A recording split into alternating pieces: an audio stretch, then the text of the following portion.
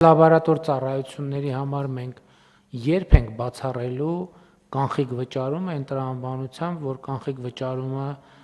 վճարումը նաև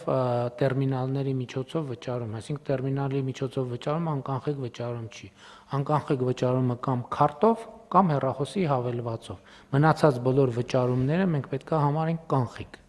որովհետև երբ որ մարդը վճարելիս փողի կպնում է թղթի,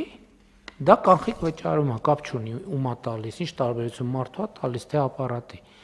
Էդ էլ ես ուզում եմ վերադառնանք, որովհետև երբ որ մենք այն ժամանակ անկանխիկի մասին մտածում էինք, հետո պարզվեց իրականացրել ենք, բայց մեր պետական մարմինները հասկացել են, որ օրինակ բանը տերմինալը բանը անկանխիկ է։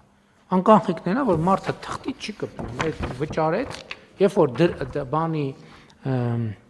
ինչ էր անունը դրա թղթադրամի կպնում է, ուրեմն այդ կանխիկ վճարում է։ Անկանխիկն է, որ կամ հավելվածից ցա վճարում կամ կարճ ասած թղթի չի կպնում ինքը։